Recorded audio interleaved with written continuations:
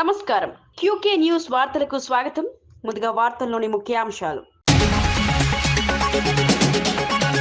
ఇందిరమ్మ చీరల పేరుతో మహిళలపై అప్పులు వేస్తున్న కాంగ్రెస్. ఆధార్ వేలిముద్రలతో 1200 రూపాయల అప్పు వేస్తున్నారన్న ఆరోపణలు. ఇది సంక్షేమం కాదు, అప్పుల పథకమని ఎర్రబెల్లి విమర్శలు. మహిళలు అప్రమత్తంగా ఉండాలని మాజీ మంత్రి హెచ్చరికలు.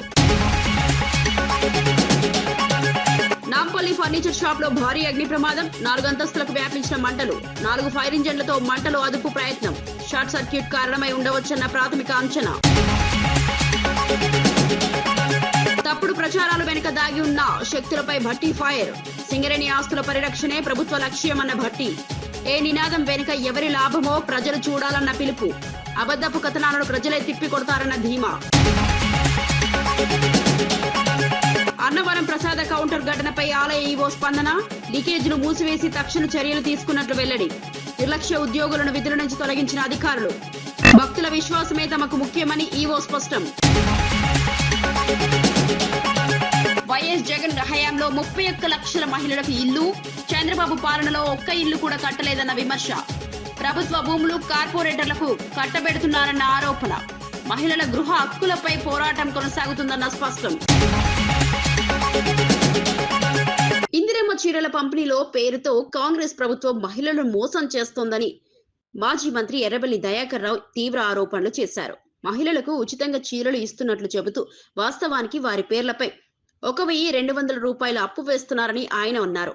అందుకే ఆధార్ కార్డు వేలిముద్రలు సేకరిస్తున్నారని ఆరోపించారు. భవిష్యత్తులో ఈ చీరల కోసం డబ్బులు కట్టాలంటూ నోటీసులు పంపే ప్రమాదం ఉందని హెచ్చరించారు. ఇది సంక్షేమం కాదు, అప్పుల పథకమని విమర్శించారు. మహిళల పేరుతో అప్పులు చేసి ప్రభుత్వ ఖాతాల్లో చూపించాలనే ఉద్దేశంతోనే ఈ విధానం తీసుకొచ్చారని తెలిపారు. పేద మహిళలు అప్రమత్తంగా ఉండాలని, ప్రభుత్వం చెప్పే మాటలను నమ్మకుండా వాస్తవాలు తెలుసుకోవాలని పిలుపునిచ్చారు. ఈ వ్యాఖ్యలు రాజకీయంగా తీవ్ర దుమారం రేపుతున్నాయి. ఈ చీరలు అందరికి ఇస్తలేడు, ఆ గ్రూపులు ఉన్న వాళ్ళకే ఇస్తాను అంతేనా నేను చెప్పేది. గ్రూప్ నోళ్ళకే ఇస్తాడు. ఆ గ్రూపులో ఇచ్చేటి కూడా అప్పే. ఒక్కొక్క చీరకు 1200 రూపాయలు అప్పు. ఇది నేను ఛాలెంజ్ చేసిన. ఎవడన్నా చీర ఇచ్చేటప్పుడు పేరు రాసుకొని సంతకం పెట్టుకోవాలి. ఇప్పుడు చీర ఇచ్చేటప్పుడు ఏం చేస్తాడు? ఇది అంటాడా, ఫోటో అంటాడా, ఐడి కార్డు అంటాడా? అంటే ఏంటంటే బ్యాంకు పోతే ఏం చేస్తావు? ఇవన్నీ పెట్టుకుంటావా లేదా? ఇది నీ పేరు మీద 1200 రూపాయలు అప్పు. ఓ నెల రోజుల తర్వాత నోటీస్ వస్తుంది, బిడ్డ 1200 కట్టమని. ఆ చీర ఖరీదు 300. 300 రేవంత్ రెడ్డికి లంచమట, 300 ఆఫీసర్లకు లంచమట. ఇదంతా బోకస్. మన ఓట్ల కోసమే చీరలు. దయచేసి మోసం చేసే హైదరాబాద్ నాంపల్లి పరిధిలోని చిరాగ్ గాలి లైన్ లో ఉన్న ఓ ఫర్నిచర్ షాప్ లో భారీ అగ్ని ప్రమాదం సంభవించింది. 4 అంతస్తుల భవనంలోని గ్రౌండ్ ఫ్లోర్ లో మంటలు చెలరేగి క్రమంగా పై అంతస్తులకు వ్యాపించాయి. అగ్ని ప్రమాదం సమయంలో భవనంలో 2 చిన్నపిల్లలు చిక్కుకున్నట్లు సమాచారం అందడంతో స్థానికుల్లో ఆందోళన నెలకొంది. సమాచారం అందుకున్న వెంటనే 4 ఫైర్ ఇంజన్లు సంఘటన స్థలానికి చేరుకుని మంటలను అదుపు చేసేందుకు ప్రయత్నించాయి. దట్టమైన పొగ కారణంగా సహాయక చర్యలకు ఆటంకం ఏర్పడింది. విద్యుత్ షార్ట్ సర్క్యూట్ వల్లే ప్రమాదం జరిగి ఉండొచ్చని ప్రాథమికంగా అంచనా వేస్తున్నారు. ఈ ఘటనలో ఆస్తి నష్టం భారీగా జరిగే అవకాశం ఉందని అధికారులు తెలిపారు. పూర్తి వివరాలపై విచారణ కొనసాగుతోంది.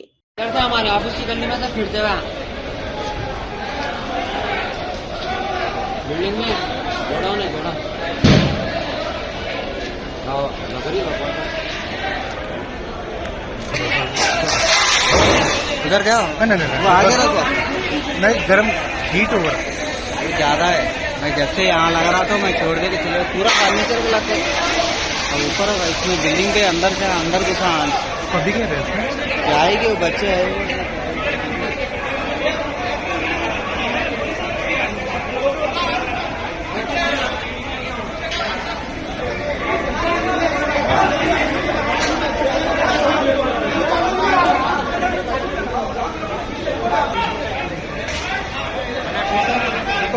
एक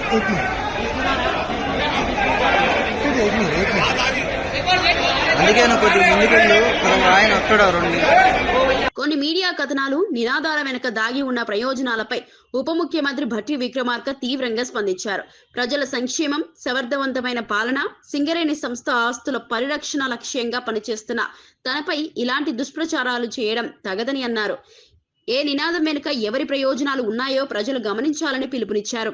రాష్ట్ర ప్రభుత్వాన్ని, ముఖ్యంగా సింగరేణి అంశాన్ని దెబ్బతీయాలనే ఉద్దేశంతో కొన్ని శక్తులు కావాలని తప్పుడు ప్రచారం చేస్తున్నాయని ఆరోపించారు. ప్రజా ప్రయోజనాలే తన రాజకీయ లక్ష్యమని స్పష్టం చేశారు.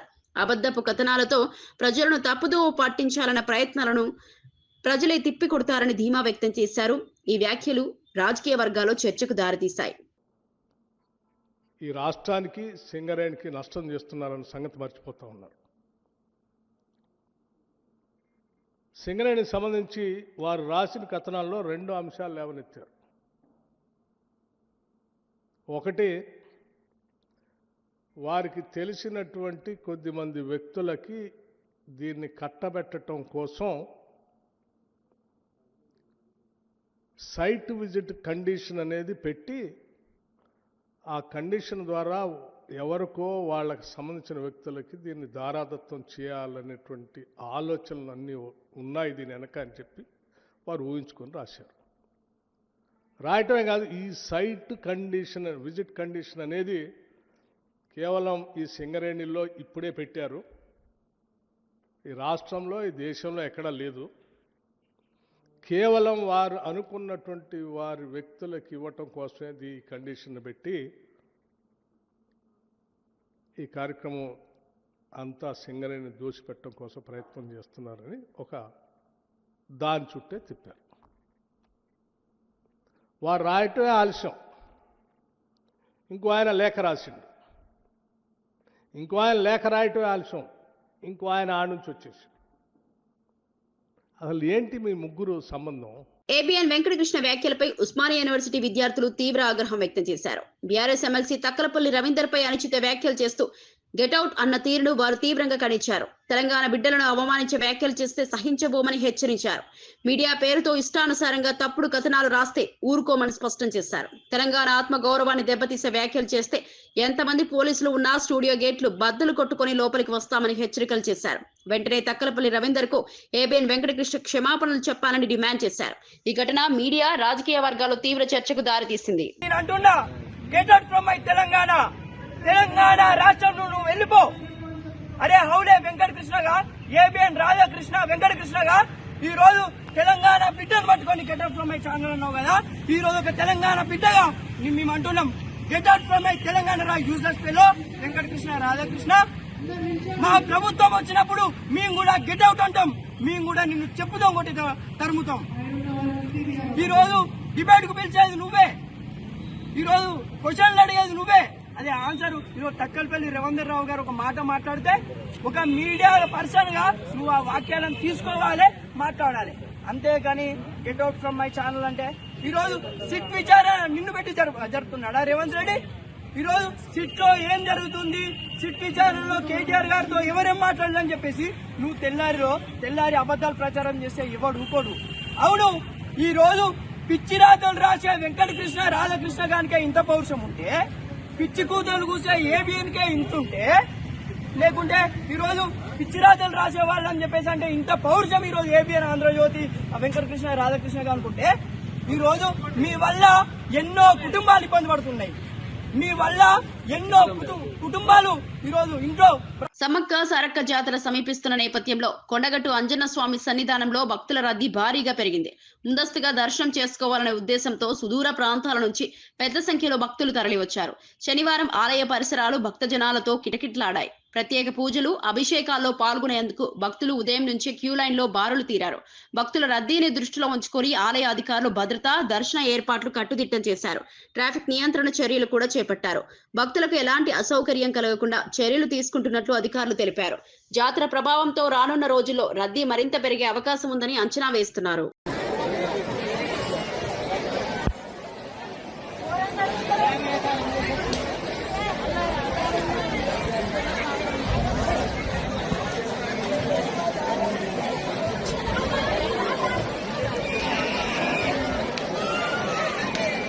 రవాణా శాఖలో సంస్కరణలో భాగంగా నేటి నుంచి వాహనాల శాశ్వత రిజిస్ట్రేషన్ను షోరూంల వద్ద నుంచే చేపట్టనున్నట్లు మంత్రి పొన్నం ప్రభాకర్ తెలిపారు. కొత్తగా వాహనం కొనుగోలు చేసిన వారు ఇకపై రవాణా శాఖ కార్యాలయాలకు వెళ్లాల్సిన అవసరం లేదని స్పష్టం చేశారు. వాహనం కొనుగోలు చేసిన షోరూంలోనే నేరుగా రిజిస్ట్రేషన్ ప్రక్రియ పూర్తవుతుందని చెప్పారు. అన్ని రవాణా సేవలను ఆన్లైన్లో అందుబాటులోకి తీసుకువచ్చే దిశగా ప్రభుత్వం చర్యలు తీసుకుంటోందన్నారు. తెలంగాణ ప్రభుత్వం సారథి వ్యవస్థలో చేరడం ద్వారా ప్రజలకు సేవలు మరింత సులభంగా మారనున్నాయని తెలిపారు. ఈవీ పాలసీ, స్క్రాప్ పాలసీ వంటి నిర్ణయాలతో రవాణా శాఖను ఆధునీకరిస్తున్నామని పేర్కొన్నారు. ప్రజలంతా ఈ కొత్త విధానాన్ని వినియోగించుకొని సహకరించాలని మంత్రి కోరారు. ఈ రోజు నుండి వాహనాల రిజిస్ట్రేషన్ కు రవాణా శాఖ కార్యాలయంకి రావాల్సిన అవసరం లేదు. ఎక్కడ షోరూంలో కొంటే అక్కడనే రిజిస్ట్రేషన్ చేసుకునేటువంటి సౌకర్యాన్ని కలగజేస్తా ఉన్నాం. అంతేకాకుండా మాన్యువల్ ఇంటర్వెన్షన్ లేకుండా అన్ని రకాల సేవలను ఆన్లైన్లో చేసేటువంటి కార్యక్రమం కొనసాగుతోంది. వాహన సారథిలో చేరడం సౌలభ్యాలు, సౌకర్యాలను ప్రజలకు ఇంటర్వెన్షన్ పొరపాటు జరగకుండా చూసే ప్రయత్నం చేస్తా ఉన్నాం. ఈ ప్రభుత్వం స్క్రాప్ పాలసీ తీసుకొచ్చాం, ఈవీ పాలసీ తీసుకొచ్చాం, రిఫ్లెక్టర్స్ సంబంధించి కావచ్చు, విఎల్డి కావచ్చు, హెచ్ఎస్ఆర్పి కావచ్చు, రకరకాల సంస్కరణల ద్వారా రవాణా శాఖ ద్వారా ప్రజలకు ఎటువంటి ఇబ్బంది లేకుండా ఒక మంచి సౌకర్యం కలిగే విధంగా రోడ్డు రవాణా వ్యవస్థలో మార్పులు చేసే సందర్భంగా ప్రజలందరూ సహకరించాలని కోరుతాం. అన్నవరం దేవస్థానం ప్రసాద విక్రయ కేంద్రంలో ఎలుకల సంచారం ఘటనపై ఆలయ ఈవో త్రినాథరావు స్పందించారు. ఘటనపై వెంటనే స్పందించి లీకేజీలను మూసివేయించినట్లు తెలిపారు. భవిష్యత్తులో ఇలాంటి ఘటనలు పునరావృతం కాకుండా ఇంజనీరింగ్ విభాగానికి స్పష్టమైన ఆదేశాలు జారీ చేసినట్లు చెప్పారు. నిర్లక్ష్యంగా వ్యవహరించిన 2 ఉద్యోగులను విధుల నుంచి తొలగించినట్లు వెల్లడించారు. భక్తుల విశ్వాసం తమకు అత్యంత ముఖ్యమని, ప్రసాద కౌంటర్ల వద్ద పరిశుభ్రతకు అత్యంత ప్రాధాన్యం ఇస్తామని స్పష్టం చేశారు. ఆలయంలో నిత్యం శానిటేషన్ చర్యలు చేపట్టాలని ఆదేశించినట్లు తెలిపారు. ఈ ఘటన భక్తుల్లో ఆందోళన కలిగించినప్పటికీ అధికారులు తక్షణ చర్యలు తీసుకోవడం అభినందనీయమని పలువురు అభిప్రాయపడుతున్నారు. ఓం సత్యదేవాయ నమః. ఏదైతే వీర వెంకట సత్యనారాయణ స్వామి వారి దేవస్థానం ప్రసాదం విక్రయ కేంద్రం ఏదైతే మన బైపాస్ రోడ్లో ఉందో 21/1/2026 రాత్రి 10 నిమిషాలకి కొంతమంది భక్తులు కారులో రావడం, అక్కడ 4 ఏమో ఖాళీ బాక్సులు ఉన్నాయి, ఏదైతే ప్రసాదం పెట్టే బాస్కెట్స్ ఉంటాయో, అలాగే ఇంకో 4 వీటిల్లోనేమో ప్రసాదాలు ఉన్నాయండి. వాటి మీద ఎలకలు సంచరించడం వాళ్ళు గమనించి వీడియో తీయడం జరిగింది. మా సిబ్బందితో కూడా వాళ్ళు వాగ్వాదం చేయడం జరిగింది. ఏదైనా అక్కడ ఏంటంటే హైవేకి ఆనుకుని ఉన్న టెంపుల్ ఇది. అదే దాని నుంచి ఎలకలు రావడానికి అవకాశం ఉంది. ఈ విషయం తెలిసిన వెంటనే సంబంధిత ఇంజనీరింగ్ వారిని పంపించి ఆ లీకేజీలన్నీ అరెస్ట్ చేయించడం జరిగింది. ఇక ముందు అలా జరగకుండా ఉండడానికి అన్ని ప్రతిష్టమైన చర్యలు తీసుకోవడం జరిగింది. ఎవరైతే అక్కడ డ్యూటీలో ఉండి ఆ విషయాన్ని గమనించుకోకుండా ఈ మీడియా వరకు వెళ్ళి ఈ సోషల్ మీడియాలో వైరల్ అయ్యి దేవుడు ప్రతిష్టకు భంగం కలిగే దానికి కారకులు అయ్యారో వాళ్ళ మీద కూడా యాక్షన్ తీసుకోవడం జరిగింది. వాళ్ళిద్దరిని అవుట్ ఆఫ్ డ్యూటీ పెట్టడం జరిగింది. బాపట్ల పట్టణంలోని ఓ వైన్ షాప్ లో మహిళ హల్చల్ సృష్టించిన ఘటన కలకలం రేపింది. షాప్ లో పనిచేస్తున్న యువకుడిపై దాడి చేసిన మహిళ అనంతరం అదే యువకుడిపై పోలీసులకు ఫిర్యాదు చేయడం చర్చనీయాంశంగా మారింది. ఈ ఘటనతో కొంతసేపు షాప్ పరిసరాల్లో ఉద్రిక్తత నెలకొంది. స్థానికులు జోక్యం చేసుకుని పరిస్థితిని అదుపులోకి తెచ్చారు. సమాచారం అందుకున్న పోలీసులు సంఘటన స్థలానికి చేరుకుని వివరాలు సేకరించారు. దాడి కారణాలు, మహిళ చేసిన ఫిర్యాదుపై విచారణ కొనసాగిస్తున్నట్లు పోలీసులు తెలిపారు. ఈ ఘటనపై సోషల్ మీడియాలో భిన్నాభిప్రాయాలు వ్యక్తమవుతున్నాయి. వాస్తవాలు పూర్తిగా వెలుగులోకి రావాల్సి ఉందని స్థానికులు కోరుతున్నారు.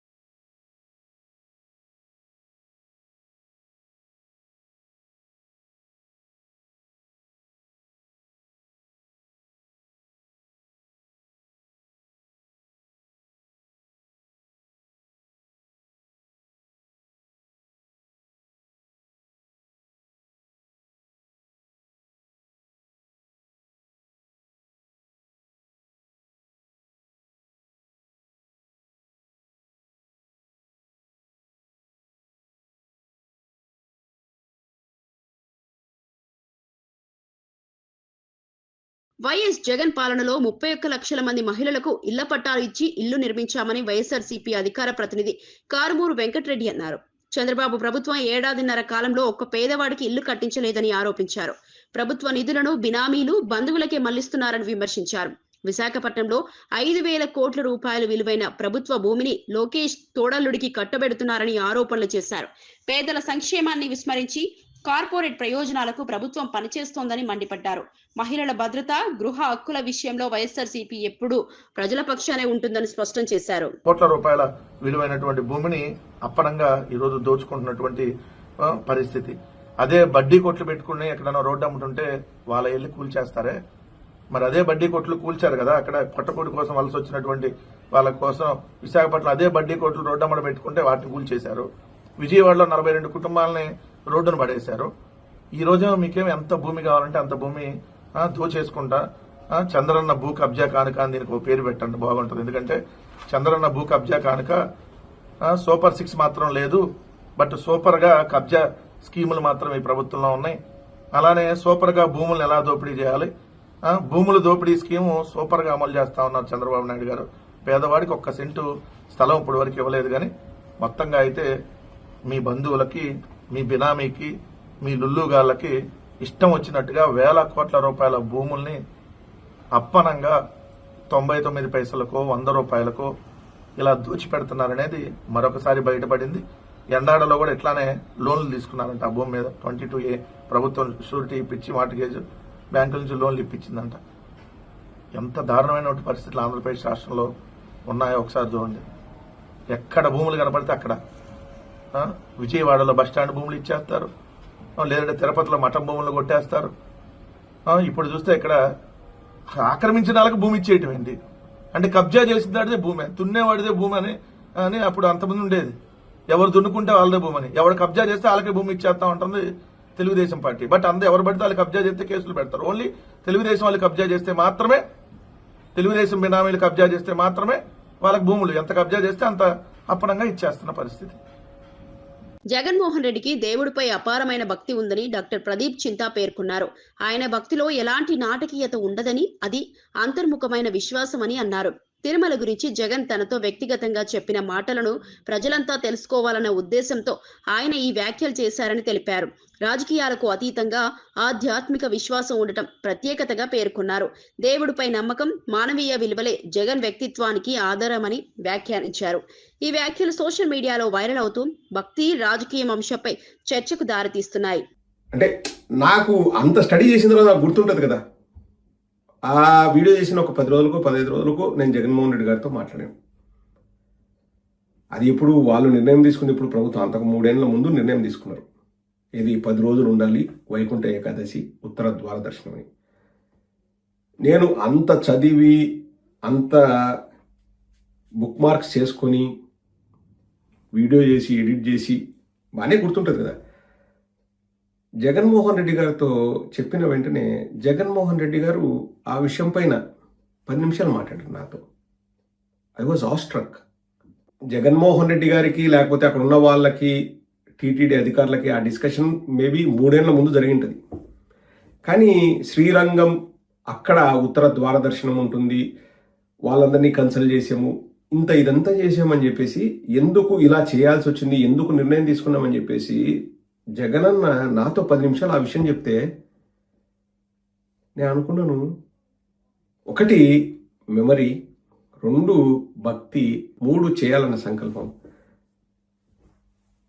నాకు ఇంకా ఏం మాట్లాడడం అర్థం కాలేదండి. అంటే నేను ఇదంతా కూడా ఎందుకు చెప్పానంటే, స్టార్టింగ్ నుంచి నేను హిందువునే, నాకు దైవభక్తి ఉంది.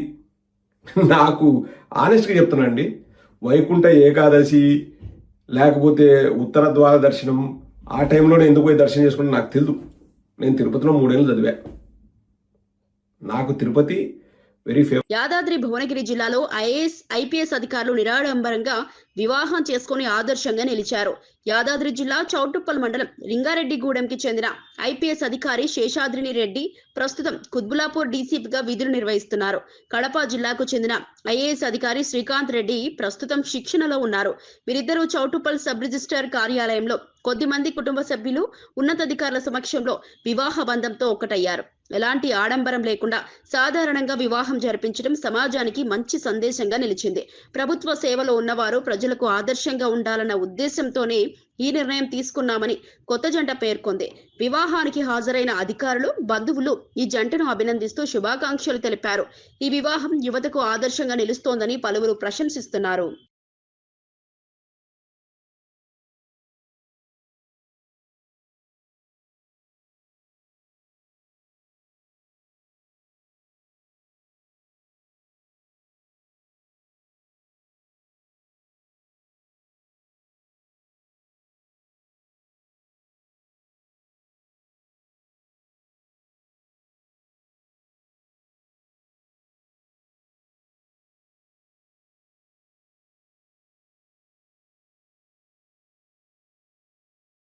డీబీసీ ఆసుపత్రికి వచ్చే ప్రతి రోగికి మెరుగైన వైద్య సేవలు అందించడమే తమ ప్రధాన లక్ష్యమని సంఘం డైరీ చైర్మన్ ధూళిపాల నరేంద్ర తెలిపారు. ఆసుపత్రిలో అందుబాటులో ఉన్న సౌకర్యాలు, వైద్య సేవలపై ఆయన సమీక్షించారు. గ్రామీణ ప్రాంతాల నుంచి వచ్చే రోగులకు కూడా నాణ్యమైన చికిత్స అందేలా ప్రత్యేక చర్యలు తీసుకుంటున్నామని పేర్కొన్నారు. వైద్య సిబ్బంది సేవాభావంతో పనిచేయాలని సూచించారు. ఆసుపత్రిలో పరిశుభ్రత, మందుల లభ్యత, ఆధునిక వైద్య పరికరాల వినియోగంపై ప్రత్యేక దృష్టి పెట్టామని తెలిపారు. రోగులు ఆసుపత్రికి వచ్చాక ఎలాంటి ఇబ్బందులు ఎదుర్కోకుండా సేవలు పొందాలన్నదే లక్ష్యమన్నారు. అవసరమైన చోట సిబ్బంది సంఖ్య పెంపు, సదుపాయాల విస్తరణకు కూడా చర్యలు తీసుకుంటామని స్పష్టం చేశారు. డీబీసీ ఆసుపత్రిని ప్రజలకు మరింత నమ్మకమైన వైద్య కేంద్రంగా తీర్చిదిద్దేందుకు కృషి చేస్తున్నామని ధూళిపాల నరేంద్ర తెలిపారు. ప్రయోగాత్మకంగా చేసే పరిశోధనలు కావచ్చు, వైద్యం కానీ ఇక్కడ అందాలి అనేది నా సంకల్పం. ఎవరైతే సామాజిక స్పృహ ఉన్నవాళ్ళు, సామాజిక స్పృహ ఉండి మనం కూడా గ్రామీణ ప్రాంతాల్లో ఉండి వైద్యం చేయాలనే ఆలోచన దృక్పథం ఉన్న వాళ్ళు ఎవరైతే ఉన్నారో will associate DBC hospital associate అవుతుంది. వాళ్ళందరికీ ఈ డీబీసీ హాస్పిటల్ వేదిక అవుతుంది అని చెప్పి ఈ వేదిక మీదుగా తెలియజేస్తా ఉన్నా. మేము ఇన్వెస్ట్మెంట్ చేయడానికి పరిమితులు ఉంటాయి కాబట్టి వీఆర్ ట్రయింగ్ ఫర్ టైఅప్స్. ఈ క్యాంపస్లో, ఈ ప్రిమిసెస్లో ప్రతి ఒక్క వ్యాధికి సంబంధించిన వైద్యం అందాలి అనే ఆలోచన మాది. తిరుమల శ్రీవారిని పలువురు న్యాయమూర్తులు, ప్రముఖులు దర్శించుకున్నారు. వీఐపీ బ్రేక్ దర్శన సమయంలో రాష్ట్ర న్యాయమూర్తులు justice Venkata Jyotirmay, Karnataka deputy speaker Rudrappa Lamani, cine నిర్మాత శిరీష్, నటుడు జీవన్ కుమార్ కూడా స్వామివారిని దర్శించుకున్నారు. టీటీడీ అధికారులు వారికి ఘన స్వాగతం పలికి దర్శన ఏర్పాట్లు చేశారు. అనంతరం ఆలయంలో పండితులు వేద ఆశీర్వచనం అందించి తీర్థ ప్రసాదాలు ఇచ్చారు. దర్శనం అనంతరం పలువురు ప్రముఖులు స్వామివారి ఆశీస్సులు లభించడం ఎంతో ఆనందంగా ఉందని తెలిపారు. తిరుమలలో భక్తుల సంఖ్య పెరుగుతున్న నేపథ్యంలో టీటీడీ భక్తులకు మెరుగైన సౌకర్యాలు కల్పించేందుకు చర్యలు తీసుకుంటోంది.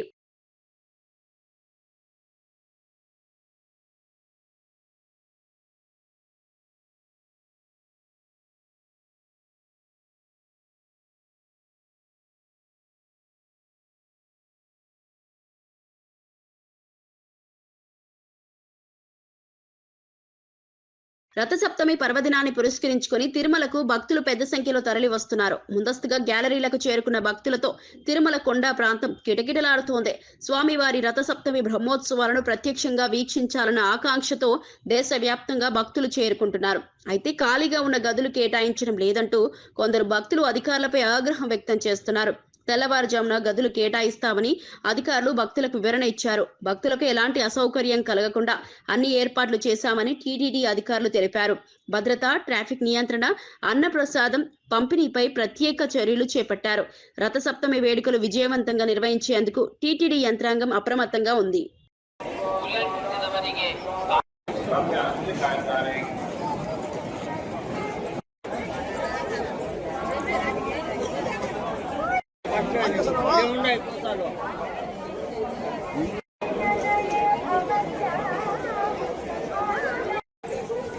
సమ్మక్క సమ్మక్క సారక్క జాతర నేపథ్యంలో కొండగట్టు ఆంజనేయ స్వామి సన్నిధానంలో భక్తుల రద్దీ భారీగా పెరిగింది. ముందస్తుగా దర్శనం కోసం సుదూర ప్రాంతాల నుంచి పెద్ద సంఖ్యలో భక్తులు తరలి వస్తున్నారు. ఆలయ పరిసరాలు భక్త జనాలతో శనివారం సందడిగా మారాయి. స్వామివారి దర్శనం కోసం తెల్లవారుజాము నుంచే క్యూ లైన్ లో భక్తులు బారులు తీరారు. భక్తులకు ఎలాంటి ఇబ్బందులు కలగకుండా ఆలయ అధికారులు ప్రత్యేక ఏర్పాట్లు చేశారు. ట్రాఫిక్ నియంత్రణ, త్రాగునీరు, వైద్య సదుపాయాలు ఏర్పాటు చేశారు.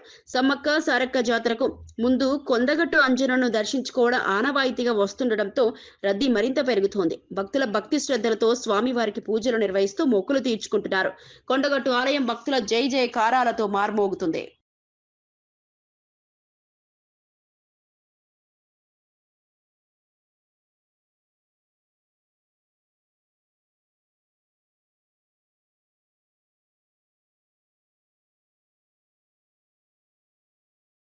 వార్తలు ముగించే ముందు ముఖ్యాంశాలు మరోసారి. ఇందిరమ్మ చీరల పేరుతో మహిళలపై అప్పులు వేస్తున్న కాంగ్రెస్. ఆధారు వేలిముద్రలతో 1200 రూపాయల అప్పు వేస్తున్నారన్న ఆరోపణలు. ఇది సంక్షేమం కాదు, అప్పుల పథకమని ఎర్రబెల్లి విమర్శలు. మహిళలు అప్రమత్తంగా ఉండాలని మాజీ మంత్రి హెచ్చరికలు. నాంపల్లి ఫర్నిచర్ షాప్ లో భారీ అగ్ని ప్రమాదం. 4 అంతస్తులకు వ్యాపించిన మంటలు. 4 ఫైర్ ఇంజన్లతో మంటలు అదుపు ప్రయత్నం. షార్ట్ సర్క్యూట్ కారణమై ఉండవచ్చన్న ప్రాథమిక అంచనా. తప్పుడు ప్రచారాల వెనుక దాగి ఉన్న శక్తులపై భట్టి ఫైర్. సింగరేణి ఆస్తుల పరిరక్షణే ప్రభుత్వ లక్ష్యమన్న భట్టి. ఏ నినాదం వెనుక ఎవరి లాభమో ప్రజలు చూడాలన్న పిలుపు. అబద్ధపు కథనాలను ప్రజలే తిప్పికొడతారన్న ధీమా. అన్నవరం ప్రసాద కౌంటర్ ఘటనపై ఆలయ ఈవో స్పందన. లీకేజీలు మూసివేసి తక్షణ చర్యలు తీసుకున్నట్లు వెల్లడి. నిర్లక్ష్య ఉద్యోగులను విధుల నుంచి తొలగించిన అధికారులు. భక్తుల విశ్వాసమే తమకు ముఖ్యమని ఈవో స్పష్టం. వైఎస్ జగన్ హయాంలో 31 లక్షల మహిళలకు ఇల్లు. చంద్రబాబు పాలనలో ఒక్క ఇల్లు కూడా కట్టలేదన్న విమర్శ. ప్రభుత్వ భూములు కార్పొరేటర్లకు కట్టబెడుతున్నారన్న ఆరోపణ. మహిళల గృహ హక్కులపై పోరాటం కొనసాగుతుందన్న స్పష్టం. ఇవి ఈనాటి వార్తా విశేషాలు. మరో బులెటిన్లో మళ్ళీ కలుద్దాం. నమస్కారం.